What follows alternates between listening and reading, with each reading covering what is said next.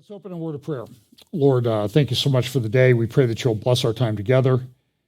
Pray that you'll always help us to keep in mind that you've not given us a spirit of fear, but of a sound mind.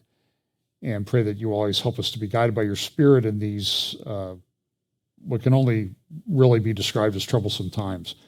Bless our time together today in Jesus' name, amen. Well, if you want to go, we're getting a little bit of a late start today, and I have an appointment that I've got to get to this afternoon, so I don't know how much I'm going to get through today. Obviously, I'm not going to get through everything that I did. I have a couple of long clips, and I may focus on those. I have like 3 of them that are kind of long. I preached first hour. Of course, I know it's hard to believe I went over a little bit. So I guess I can't blame anybody today for all of this that's on me. So one of the things, today we're going to talk about prophetic singularity. This is a word that I heard a lot this week, not prophetic, but singularity, because I think it's a very big issue with artificial intelligence and that sort of thing. Just a reminder, we talk about the convergence of events. And so I think the title slide today kind of starts to capture how we're kind of accelerating down to this singularity point. And that point is the return of Jesus Christ. There's a whole bunch of things that are going to happen before that, and they're going to be happening all at the same time. And so we're going to see a lot of things, and they're going to happen quickly. They're going to be converging. This is a slide that I use a lot of times. This is my grid, acceleration, and we'll talk about this at the beginning. Things are happening very quickly in terms of Bible prophecy. And listen, how much of this stuff happens before we die or we're out of here otherwise, I have no idea. You don't know. We don't know. We can only talk about the things that we know that are coming and the foreshadows of things that we know that are coming that we're seeing manifest themselves in the world today.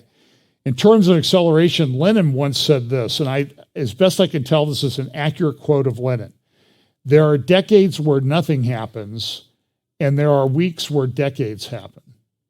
Now, I've heard that quote a lot over the last couple of years because it applies. There have been a lot of things happening over the last couple of years. So in the last couple of years, decades have gone by, it seems like.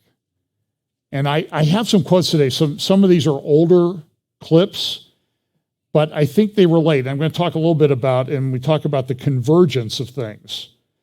So I'm not the only one who uses the convergence idea. When people are talking about singularity, they're talking about all of these digital things, biometric digital ID, central bank digital currencies, and open like ChatGPT and artificial intelligence and technology and the development of information, the scope of information. I used to have this slide where I would show that what used to be on your computer.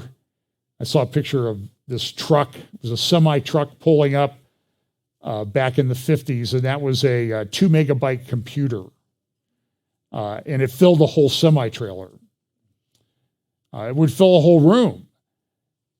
And now you run around with things in your pocket, and you complain, well, I only have 256 gigabytes of data space on that phone. And it's like, in fact, it was 30 years ago in March, I joined a firm, and I got my first desktop PC. It was a Intel 386 chip with 2 megabytes of RAM, and hold on to your hats. I mean, this hard drive was enormous. It was a 40 megabyte hard drive. I mean, programmers now don't even burp in 40 megabytes. Our whole network, we had about 80 people in the network. I was actually head of the firm's tech committee for a while. For a while, the entire network of 80 people with all their computers networked together had just over a gigabyte of storage space combined. It sounds like a joke now, and that's how we worked back in those days. But I'm not the only one who uses this convergence thing. This is a Canadian website, and they have a thing up called, an article there called Exploring Biodigital Convergence. This is the Canadian government talking about this because they're all trained in that. It says, and the article says here, or the website says, why explore biodigital convergence now? There are enough signals to give shape to potential biodigital futures. These signals suggest that biosciences and biotechnology may be at the cusp of a period of rapid expansion, possibly analogous to digital computing circa 1985. 1985 was with, I think, Windows 1.0 came out. I remember getting a cell phone. I think it was 1993 I got my first cell phone. And I remember all those times I was out of town. I remember sitting here at the rest stop at 36 and 71. There was a payphone there, a drive-up payphone, and sitting there talking on that phone for 2 hours sometimes, hanging out half of me hanging out the window. It's what you had to do. So remember that this whole thing too, though, is it's a birthing process, this end times birth pangs. And it's not a C-section. It's not over like that. It's going to take a while. It's going to be a lot of turbulence, that type of thing. And again, as we get closer, we'll have a better understanding of what's going on. That's what we refer to a lot in Daniel chapter 12. So I'm going to go through some things today, and these are not really well organized. I had about 20 or 30 slides that just sort of disappeared from my sermon that I had worked on, some great clips, and everybody's wondering, when would you have finished if you hadn't lost? That was an act of God that you didn't have all those. So I'm going to talk a little bit about this, kind of jump around a little bit. This is an article from The Atlantic, how ChatGPT will destabilize white-collar work. It's going to change this convergence of artificial intelligence of what's coming. And it was a big topic at Davos. And in fact, maybe I can just go to that. I have a video on it here someplace. Good grief, where did that end up? Okay, so OpenAI, ChatGPT, and so The Atlantic, all these people are talking, what about this ChatGPT? It's kind of amazing. Like at the Wharton School of Finance at the University of Pennsylvania, they gave a quiz to ChatGPT 3. This is the third version of this that's come out. They wrote an article for it. It's at the Wharton University of Pennsylvania website. And it says here, OpenAI's ChatGPT 3 has shown a remarkable ability to automate some of the skills of highly compensated knowledge workers in general, and specifically the knowledge workers in the jobs held by MBA graduates, including analysts, managers, and consultants. And so, look, the white-collar elite people, managers, tech people, lawyers, we all think we're going to be passed over by this development, and we're not. At least I don't think we are. This was a little video on Fox News the other day, Mornings with Maria, talking about this. So here we go. Welcome back. The artificial intelligence race is heating up. Microsoft announcing a $10 billion investment into OpenAI, the maker of ChatGPT. Joining me right now is Hudson Institute Senior Fellow, Hudson's Quantum Alliance Initiative Director, and the former NSC Senior Advisor to Robert O'Brien. Arthur Herman is here. Arthur, it's great to see you. Thank you so much for joining us. Myself and the team, we've been talking about ChatGPT, and we want to know more. Microsoft is pretty much going all in. This latest investment builds upon the company's 2019 and 2021 investments in OpenAI Talk to us about open AI. Some of the leading minds in tech say that this is just game changing. It is. I mean, on the one hand, it's a very simple AI program, really, in the sense that what it does is it generates, programs that are triggered by conversations with humans, and responds to their requests for tasks and for other sorts of issues that come up. I had my own experience, my own eye-opening experience with GPT. When I submitted 2 questions to it, said, write me 2 500-word essays on topics, one of them a rather technical term used in Pentagon procurement work, which is what I'm working on right now. The other one in ancient Roman history.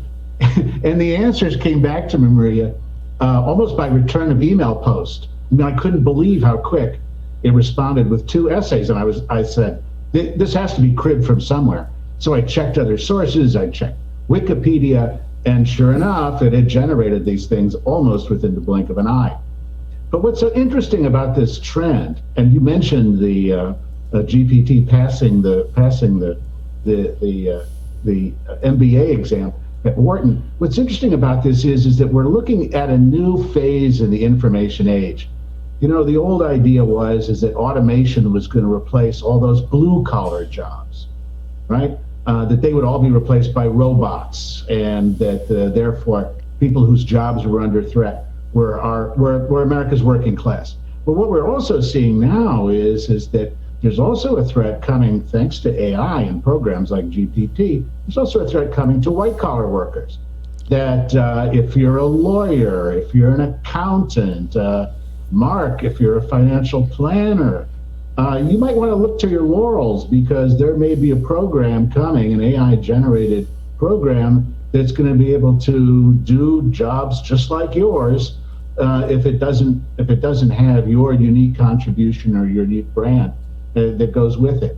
And this is going to happen now also too within big tech.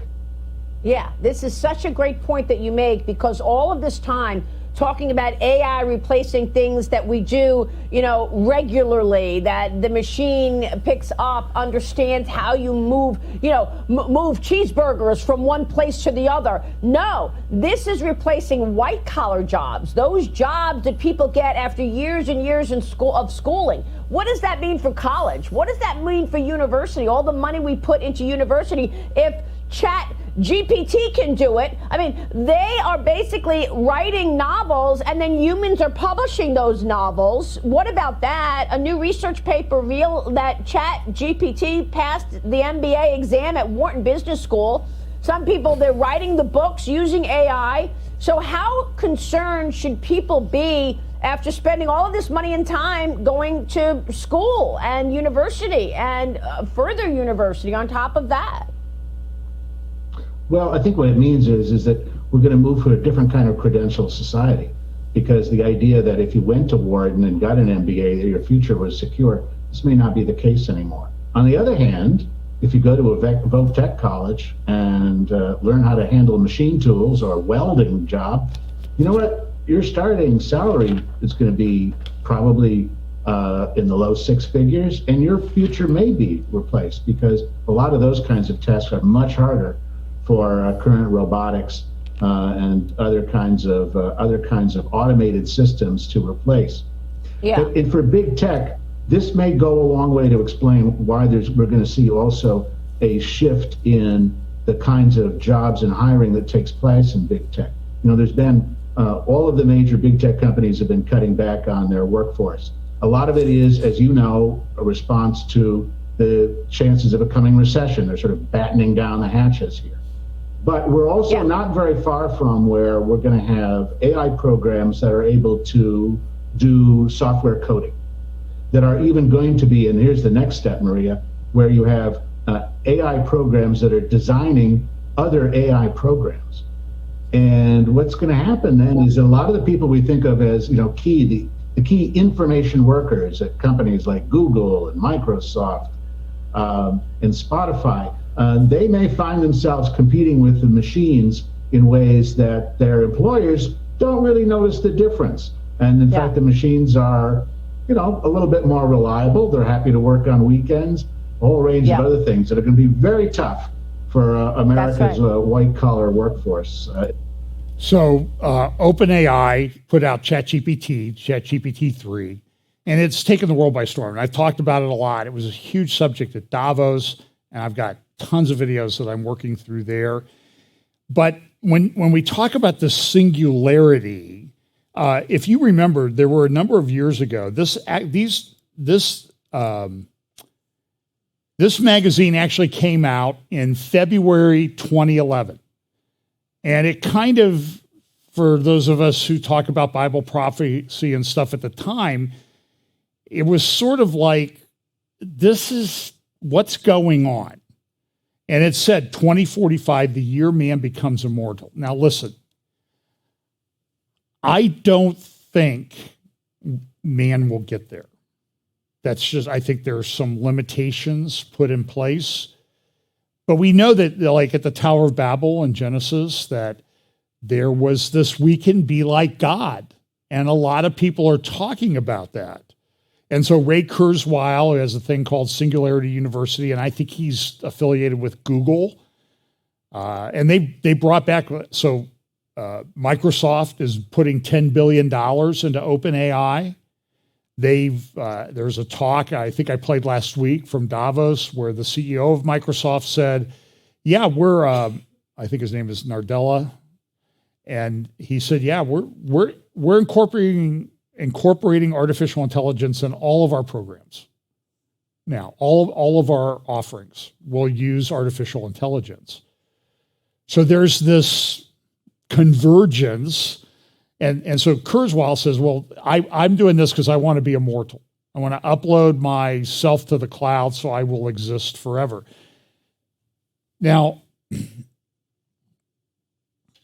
the question is, what happens as man tries to get to where they maybe can't go? That's the thing. And I think this does play into, this is really end times, Antichrist type stuff that we're talking about. By the way, 2045, they're not talking about 2045 anymore. They're talking about, 2030 maybe. Everywhere you go, they talk about 2030. Google, or this was a cover in 2013, about 10 years ago, can Google solve death?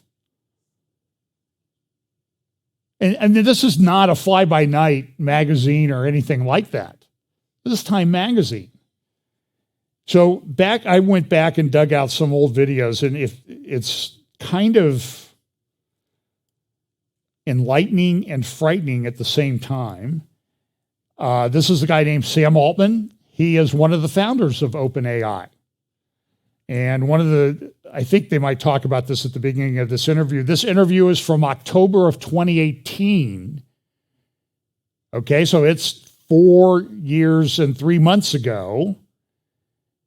He was interviewed by Bloomberg Business. And by the way, one of the other founders of OpenAI, Elon Musk. Kind of heard of him, right? And so just listen to this interview. It's about 4 minutes long or so, parts of it, because it's very interesting. I want to start with OpenAI because OpenAI was founded in part out of a fear that artificial general intelligence, or sort of superhuman intelligence, shouldn't be in the hands of any one company and was perhaps coming faster than we think. Is it really just right around the corner, or is it farther off than perhaps even you thought it was initially? Well, I think it's a question of timeframes. Like, I view the next few decades for this sort of most important technological milestone in human history, I view that as right around the corner. And so the debate of is it 10 years or 100 years, I don't think that matters too much given the magnitude of what's happening. Like, it's coming soon enough and it's a big enough deal that I think we need to think right now about how we want this deployed, how everyone gets the benefit from it, how we're going to govern it, how we're going to make it safe and sort of good for humanity. Elon Musk, who founded this with you, has been concerned about the sort of apocalyptic possible future of AI. How realistic is that apocalypse? I think it's always hard to say, like, when you have any incredibly powerful new technology, here's exactly how it's going to go. I will say that I am personally optimistic we are going to get to the good future, but I think that's going to require incredibly hard work from very talented people that needs to start now. So how big a risk is it that that work doesn't happen, or that AI gets off track, or that AI supersedes human intelligence and then has a mind of its own? People talk about sort of self-driving trucks and the impact that's going to have on jobs, and that's true. But what they don't talk about is all of the white-collar work that AI is going to do. My belief is that all repetitive human work that doesn't require the deep emotional connection between two people, that will all be done in the next couple of decades, better, cheaper, faster by AI. And that is somehow left out of the conversation. It's always about factory robots and self-driving cars. What's overhyped? The killer robots thing gets overdone. No robots are gonna eat all our jobs or kill us, or...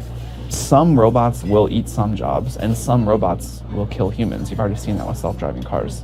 But when you look at the trend as a whole, I think it's going to be incredibly positive for humanity. But you do believe that AI can supersede human intelligence? I believe it absolutely will. There's a big debate about timeframes, but I believe that, I think it takes like unique human arrogance to believe that AI cannot supersede humans. But what about that scares you? So many things, right? Like this is like, you know, what does it mean to build something that is more capable than ourselves? Like, what does that say about our humanity? What's that world going to look like? What's our place in that world? How is that going to be equitably shared? How do we make sure that it's not like a handful of people in San Francisco making the decisions and reaping all the benefits? Like, I think we have an opportunity that comes along only every couple of centuries to redo the socioeconomic contract, and how we include everybody in that, make everybody a winner, and how we don't destroy ourselves in the process is a huge question. Well, that's interesting. So this ChatGPT, I'm seeing rabbis, pastors, articles are written. Say, I went to ChatGPT. I said, write me 2 sermons on this subject and in the style of this pastor. It does it in seconds. And the people that I'm conversing with and reading articles about, they say, you know, it's actually not bad. It's passing parts of the medical licensing exams, bar exams. I mean, we knew the lawyers were smart, right? But it just confirms my thesis. It's good to have that confirmed. But I don't think we really understand what all this is going to mean.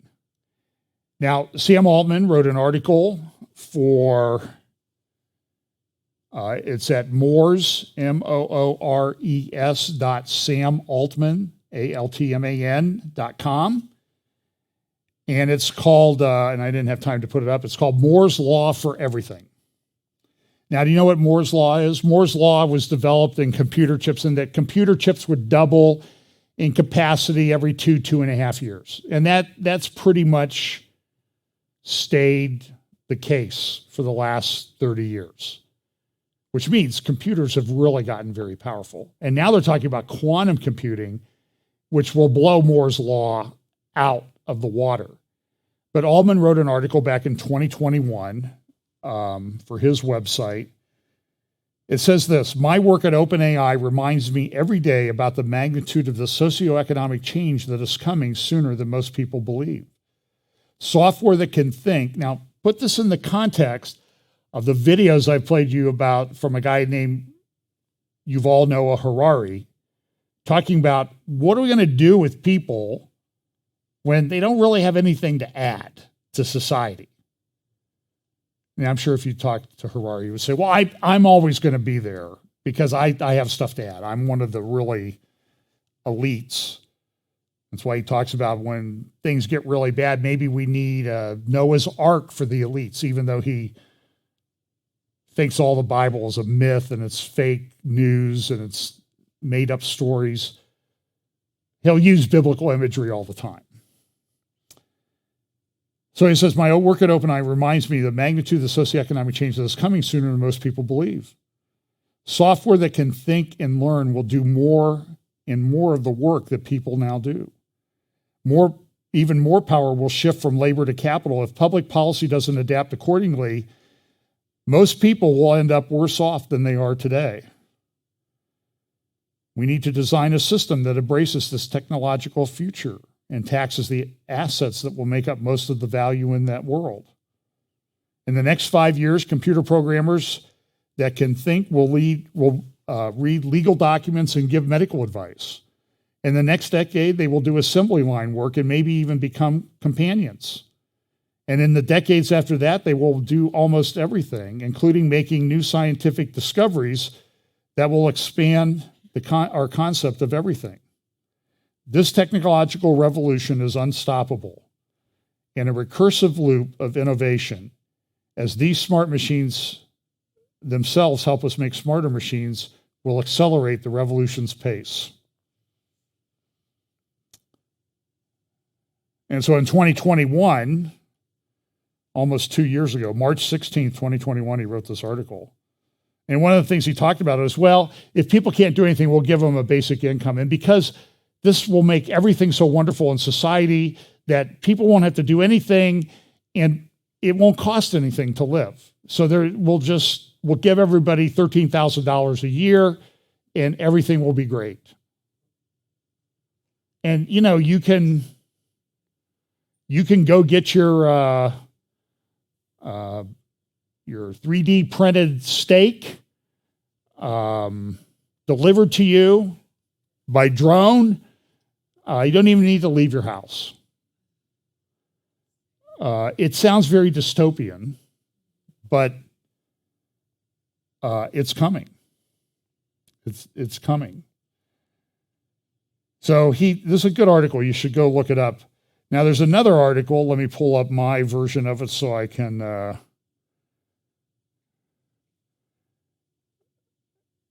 This is the actual picture that's in the article.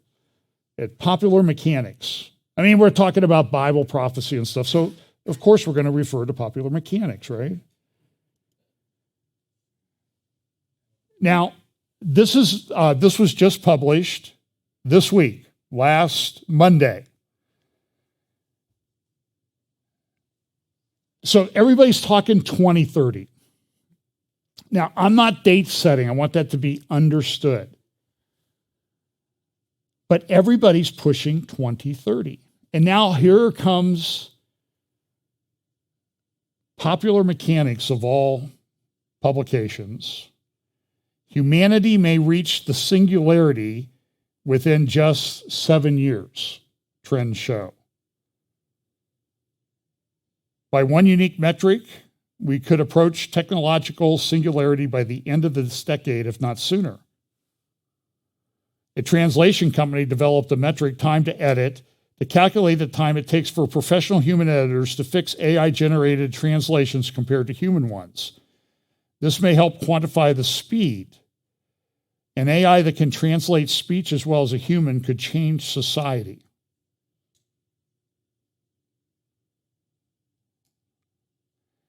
An AI that can translate speech as well as a human could change society. Now, I remember once I had a international trade dispute. It sounds pretty exotic. It was over unlicensed sneakers, tennis shoes.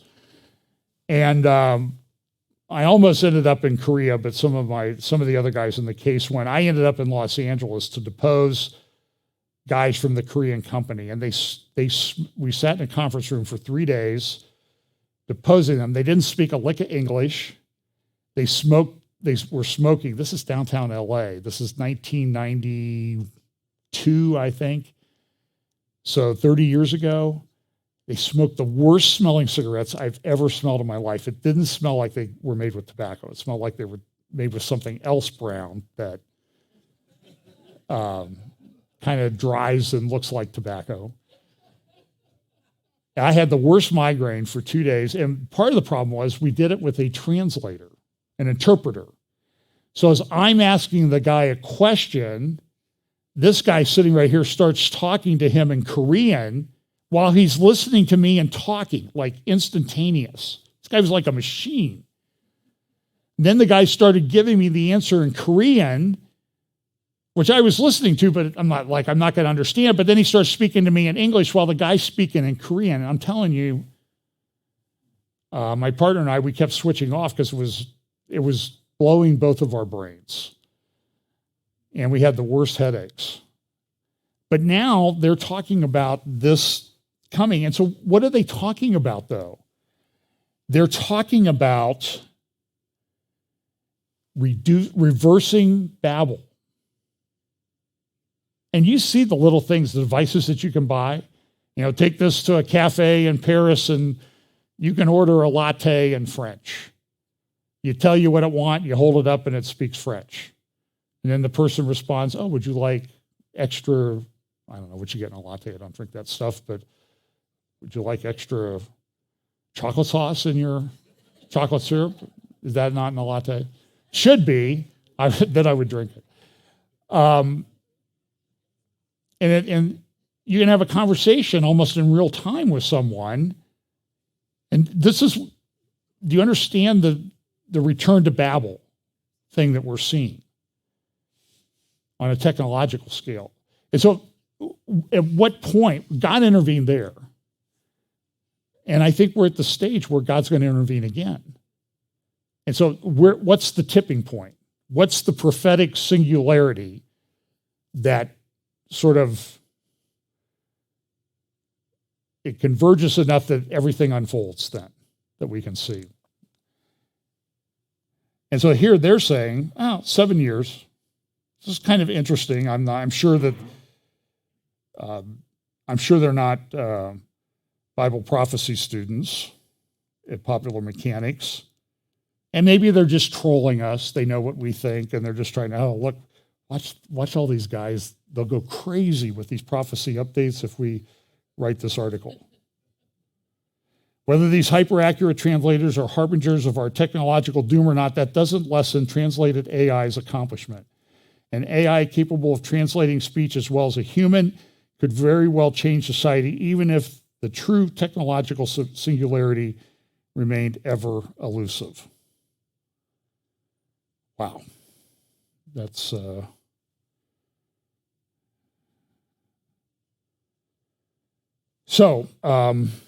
it's such interesting stuff that happens. But it's going to have an impact on society. I've talked about this. China is having more deaths than births now. And somebody said, well, why do they have so many people? And the answer is because they're at the tipping point where they're going to decline rapidly, fairly rapidly. And that everybody's talking about this. China's declining. What's the impact of that? One commentator that I listen to occasionally says, you know what? He's a secular guy. I don't agree with him on a lot of stuff, but he says, you know what? We don't have an economic model for what this means for the world and society. We've never had this in history. We don't have any experience with this. This is an article from, I think it's the New York Times. China's monuments of despair. You've heard about these big empty cities that they build? They're all over the place. Hundreds of thousands plunge savings into mortgage payments on homes and buildings that may now never be finished. And they're all over the place. Big cities that could accommodate 2 million people. There's nobody living there. This has been discussed for 10 years. But listen, it's sort of like Bible prophecy. It's like all this stuff is happening, and there are people going, what do you mean that what's happening? I don't see anything. Everything looks good right in front of me. Take the blinders off and look to the side a little bit. It's going to have an impact. This is a guy speaking in the Scottish Parliament. You've heard of all these 15-minute cities, 20-minute cities. Listen to what this guy's like in charge of the Scottish net zero program. He's like the minister of net zero. Listen to what he said. On transport, our second strategic transport projects review, published just 2 weeks ago, confirms that the era of catering for unconstrained growth in private car use is well and truly over. The review follows the sustainable investment hierarchy, which aims to reduce the need to travel unsustainably and prioritises making best use of enhancing existing infrastructure before investing in new capacity.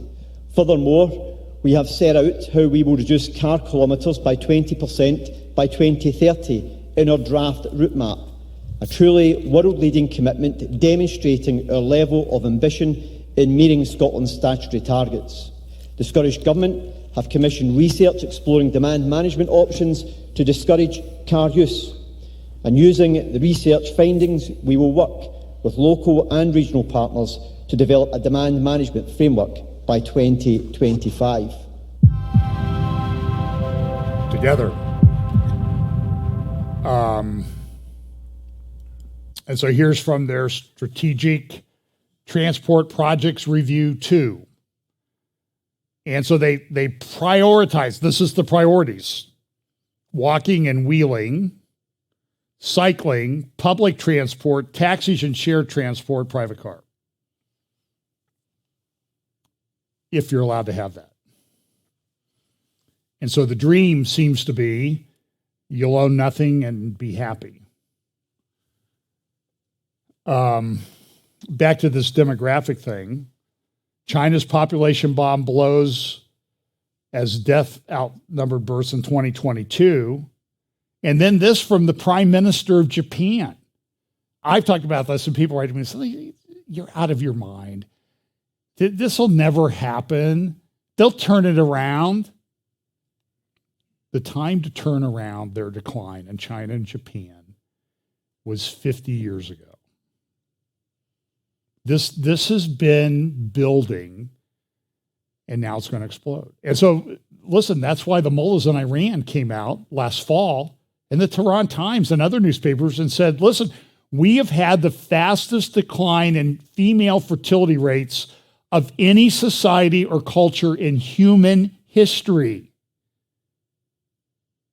And what does that mean? Seth Frantzman wrote a great article at Jerusalem Post about it. He said, what does it mean? And I agree with them. And I've said it before. Does this mean that China's going to try Taiwan? Iran's going to try to take out Israel? Because they want to leave their legacy. They know what's happening. The leaders of these countries are well aware of this. They're talking about it. Japan, for years in Japan, they've sold more adult diapers every year than children's diapers.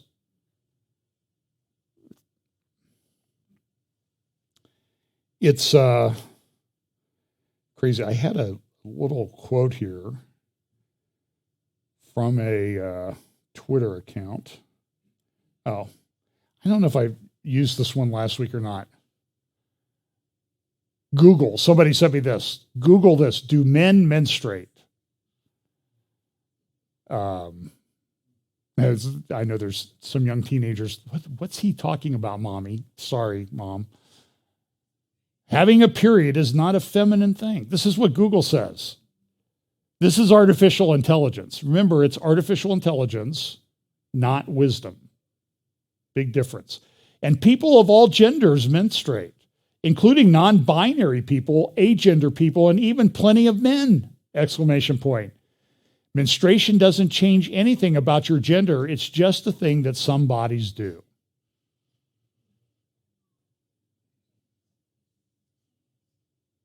Okay. And I guess that comes from www.transhub.org.au, Australia. Down under and under judgment, I think. So I'll talk a little bit about Davos. I find it interesting that, all the technocratic elites go there to talk about it, and they're getting watched too. I thought that was, see the cameras everywhere. But they live in their own thing. And I'll talk more about this in some updates, the global risk report, and the convergence of things that there happen, what they call the polycrisis. So let me talk about some things, and I'm going to sort of jump around between Middle East and elsewhere. So this is up in Aleppo, and what's happened up there is that Iranian air defense things are appearing up in Aleppo. And so the question is, what's Israel going to do about them? Are they going to take them out? Are they going to, because now there's a very tenuous relationship with Russia. Russia's running around threatening everybody with everything in its arsenal, including, this is editorial last week in the New York Times, a brutal new phase in the war in Ukraine. There's these missiles. This is the Navy submarine Belgorod. It's nuclear powered. They have a nuclear powered torpedo. Putin keeps threatening these things. We keep sending stuff over to Ukraine. Although we say we're sending Abrams tanks, I don't know how quickly they're going to get there. It might take 2 years for them to get there. So thanks for the help, right? All this stuff is going to take money. This is from Davos, this is also in Popular Mechanics. A catastrophic mutating event will strike the world in 2 years, a report says. And they've been talking about this. They have this thing called Cyber Polygon. You can go sign up for it. I get emails from them all the time. And look, it makes sense. There's cyber attacks happening all the time. Now, is it the governments and stuff that are doing it? Our own government's doing it to us? That's up in the air.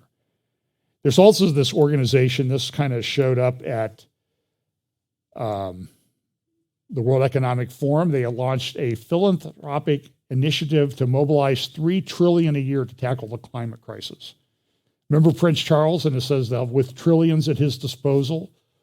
Is this where they get it? They're raising money to implement all these things. And the organization is called Gaia. Isn't that interesting? Giving to Amplify Earth Action. And our friend John Kerry went out and I have to listen to the whole thing, okay? So you can listen to 30 seconds, and this is maybe 17 seconds, and this is what he says. This is what we need to put together this program. Here we go. Well, the lesson I've learned in the last years, and I learned it as secretary, and I've learned it since, reinforced in spades, is money, money, money, money, money, money, money. Okay, I think John Kerry knows that. He's doing this. Israel poll for support for two states hits new low among Israelis and Palestinians. And our government's pushing a two-state solution. And there's all kinds of things going on in Israel right now, pushing the two-state solution. This is the Saudi foreign minister at Davos last week on an interview with, I think, CNBC about what he says about what needs to be done. True normalization and true stability will only come through giving the Palestinians hope, through giving the Palestinians dignity, and that requires giving the Palestinians a state. Okay, give them a state. So in Israel, over the last few days, there's been a lot of things going on. For example, the U.S. and Israel engaged in the largest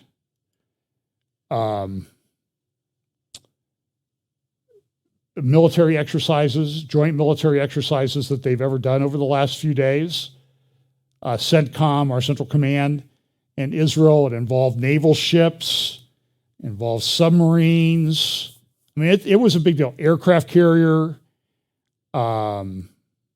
airplanes, jets, all sorts of things, and even a number of B-52s. Here's some B-52s flying over the Mediterranean. In formation, you can see Israel here below.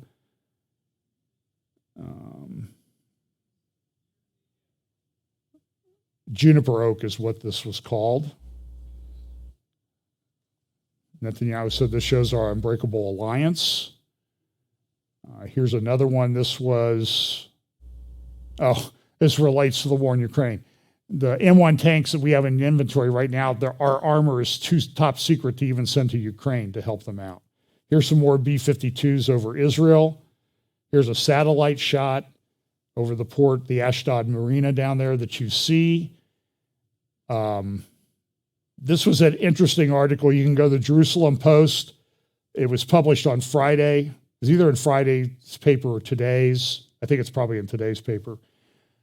And somebody wrote a story about what happens if we make a strike on Iran. And they called it, and so this is what the guy chose for his title for Ilan Chaim, or Chaim, or whatever how you would say his name. Operation Wrath of God, a hypothetical Israeli strike on Iran. And is there going to be a strike on Iran? I can tell you that there are indications. For example, this is from Iran International, which is a sort of an anti-regime news site. Iran says small drones attacked military sites, but it was probably more extensive than that. Here's some videos of the what happened. And you can see that this happened yesterday. And here's one more. So the usual explanation in Iran when something like this is happening is a household chemical plant caught fire. Those are refineries, those are factories, those are military installations. And the question is, who's doing it? I just got an update from Wall Street Journal. Just came out at 10:48. So this guy must have been listening to the last part of my sermon before he published this. Israel carried out a drone strike targeting defense compound in Iran. As the U.S. and Israel look for new ways to contain Tehran's nuclear and military ambitions, according to U.S. officials and people familiar with the operation. So the other day, Amir Avivi, who I know, gave a 42-minute talk on is war with Iran imminent. I'm going to play a little bit of this. I'm going to play maybe 10 minutes because I think what Amir had to say was important. And he was talking about what's going on. What do we need to do? We have this Iranian problem. And so here is General Avivi in a webinar. He's with the Israeli Defense and Security Forum, speaking Tuesday. Looking at this new government that started now and is dealing now with the judicial system, and everybody's talking about that, and everybody's focused on Judea and Samaria. But I must say that for Netanyahu, for the government, Iran is still the number one mission and issue, looking at the existence of the state of Israel for generations to come. As we speak, we have a huge drill going on now, the biggest one ever, between the US and Israel, between Central Command of the US and the Israeli army. They are training on a scenario of attacking Iran.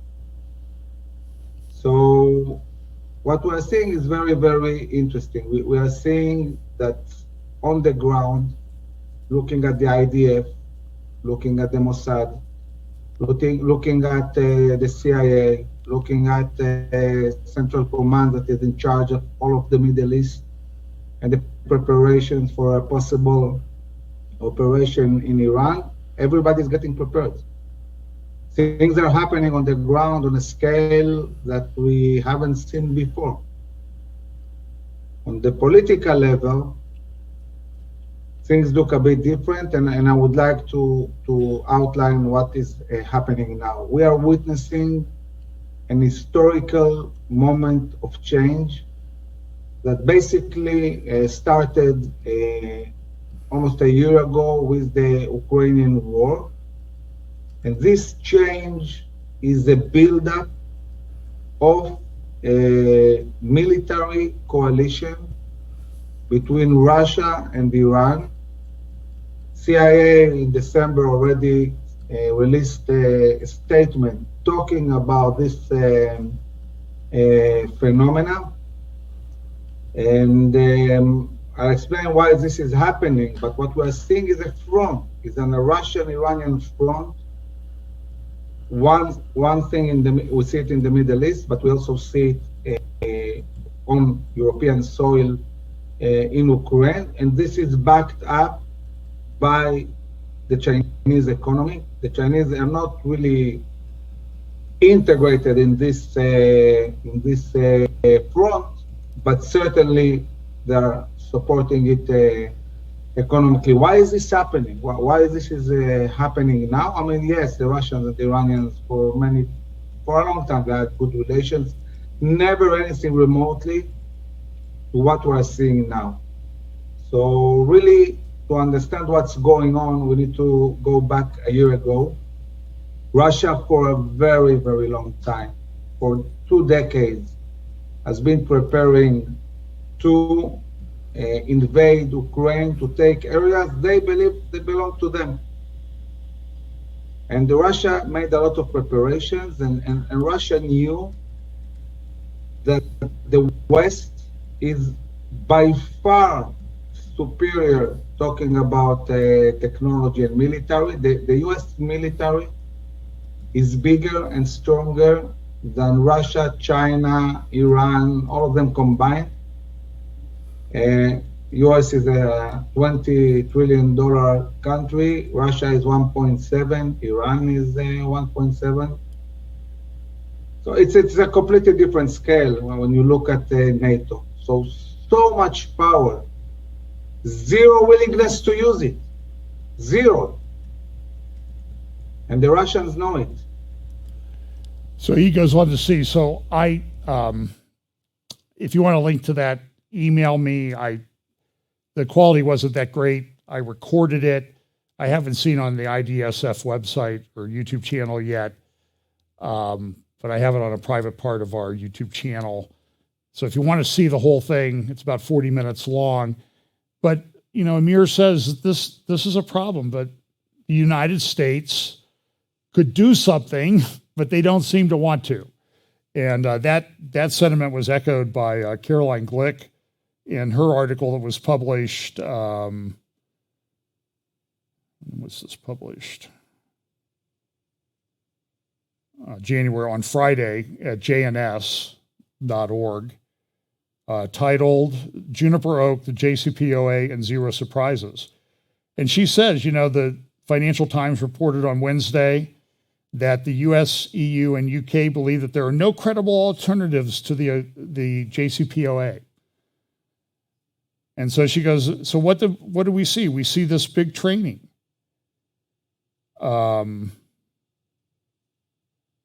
Netanyahu said this exercise expresses the unshakable strategic partnership between Israel and the U.S.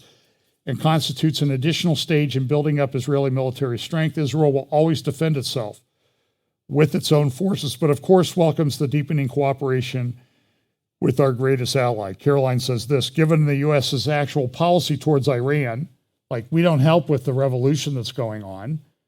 We won't put in sanctions because that was a Trump deal. We want the JCPOA to come back. This is our government, not those of us who are thinking. So she says, given the U.S.'s actual policy towards Iran, Israel will always defend itself with its own forces, was the most important phrase in Netanyahu's statement. The great distinction between Netanyahu and his successors is that Netanyahu never subordinated Israel's actions in Iran to U.S. approval. Bennett and Lapid surrendered Israel's independence of action on Iran as soon as they entered office, when they committed to a policy of zero surprises to the Biden administration. She's exactly right. So the question is, what's going to happen? But something needs to be done. Now, Jonathan Spire has a great article in Friday's Jerusalem Post called IRGC Under the Spotlight. Western attitudes to the Revolutionary Guard are hardening, though direct, decisive action remains elusive. And he concludes the article with this. The Ukraine war is perceived as the key threat to the U.S.-dominated global order in the West. The growing alliance between Tehran and Moscow, which the war has produced, places Iran squarely on the opposite side from Western European countries in a conflict that directly and deeply affects them. The time of the West's indifference to the IRGC is over. United and decisive action against it, however, has not yet begun. But then there was this report, I said, of the drone strikes that are now attributed to Israel, as reported just a short time ago in the Wall Street Journal. Israel is in a bit of turmoil. So the other day, Israel went into Jenin, which is a terrorist hotbed in the north, I think it's up in the northwest part of Israel, what they call the West Bank, Samaria. And they were going to take down a terror operation, and they met resistance, and they killed 9 terrorists. And of course, what happened? Well, they had a closed-door UN Security Council meeting on Friday to condemn Israel unanimously. The 15 members of the UN Security Council, which would include the United States, condemned this action. And I think the people, whether you agree with Ben-Gvir or not, the people in charge of security, like, what are we supposed to do? These guys are planning terrorist operations, so we took them out. And it's interesting, the condemnation of Israel came, I think, the same day that the U.S. took out a terrorist in Somalia. So who's right? Then this happened. This is no delay in response to Jenin massacre. Zionists pay heavy price for Jenin massacre. What happened was that a guy went into Shabbat to a synagogue in the East Jerusalem, the northern part, up towards Ramallah, and shot and killed, I think it's 9 people now have died. Terrorist attack.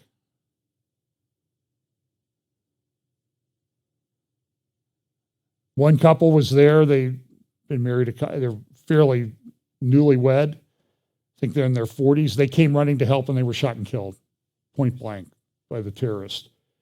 And of course, this is the picture of the terrorist in the Tehran Times.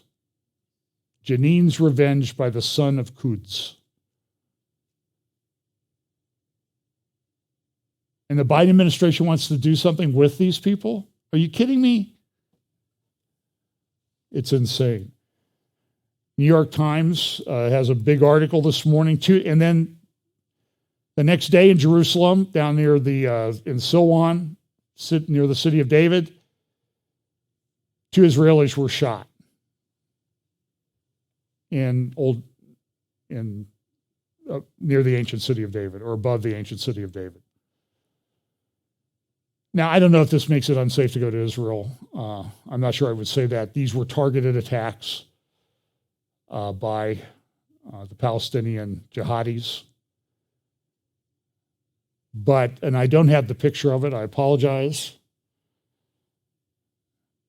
In Nablus, and I've been to Nablus, the streets are pretty wide in Nablus in many places.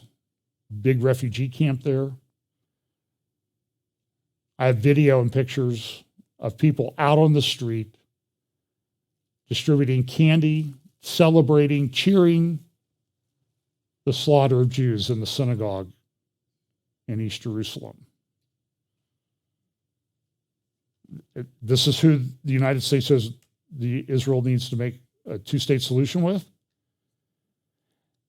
I just think that the tensions have, Israel's heightened the alert level to, I think, the highest level that it's been in quite a while. Israel's society itself is in a bit of turmoil. They have this judicial reform that's running through the Even this article in Friday's Jerusalem Post, who wants civil war? Tens of thousands of people out protesting. You know, anytime some people that lean to the right get into power now, it's the end of democracy. It's the end of society. It's the end of culture. It's the worst thing that ever happened. And everybody protests and takes to the streets. And so the current controversy is a number of things. Look, there are some things going on with the coalition that make me uncomfortable. They split the Ministry of Defense into two groups, editorial in today's Jerusalem Post, I think, or Friday's, saying don't split the Ministry of Defense between a man from the Likud party, Gallant, and Smotrich, who wants control over Judea and Samaria and the defense. And so everybody's upset. Everybody's fighting with each other. And then there's been this package of judicial reforms that have been put in place. And so everybody goes, oh, you're going to ruin the economy. Everybody's going to withdraw their investments in Israel because, you know, you're making these judicial reforms and you're taking control of the judiciary. You're taking away their discretion. Look, this has been going on in Israeli society for like 25 years. It's the same debate we have here in the United States. How much power do the judges have? And how much should they be restricted in what they can do? And so the Israeli judiciary system, and there have been American law professors that have criticized what's going on with the Israeli system for decades. And now there's a government that wants to do something about it. It's the end of democracy. And listen, I have friends who say this is just terrible what they're trying to do. They're trying to take away the power of the judges. But I think you can make a case that maybe they're just trying to restrict this. This is an article in the Jerusalem Post, Why Christians Care About Judiciary Reform. And there's another article someplace by David Weinberg.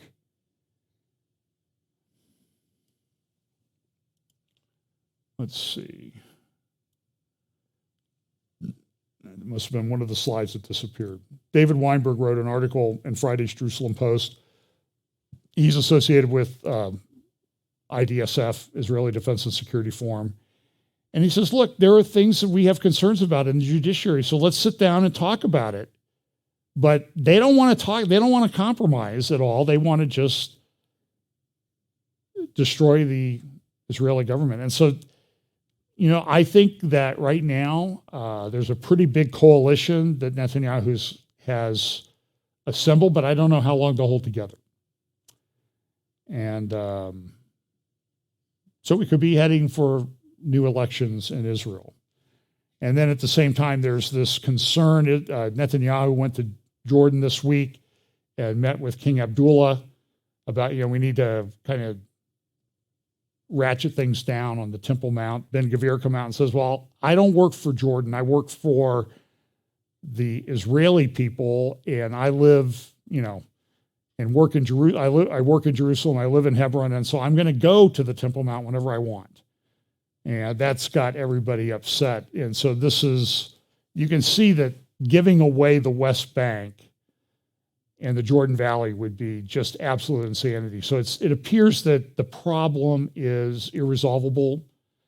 And it's one of those things that I think there's something coming. I don't know when, but something's going to be done. Is there a big war first? Is there a war with Iran? Is there a war with Syria? Does Russia get involved? I mean, there's a lot of things going on, and they may or may not be prophetically significant at this point. I think they are. And we'll just have to watch and see. So I will do a midweek update this week, assuming I can fit it into my schedule. I did have some work come my way, so I spent a few hours doing something the other day that I didn't expect to do. So didn't expect that day when I started to spend a few hours on something. So that happens. So I'll put something up if I can. But we live in very interesting times. So we have this. Again, to recap, we have this prophetic singularity. Everything seems to be moving towards a conclusion. How quickly is it going to happen? I don't know. A lot of people in the world talking about 2030. Big, big changes. And I haven't even begun to scratch the surface with you on all the stuff that I talked about that's going on, that went on at Davos. They have a lot of plans for you and I, not a lot of which I think we would like. So you own nothing, you'll eat your fake steak, and you'll be happy.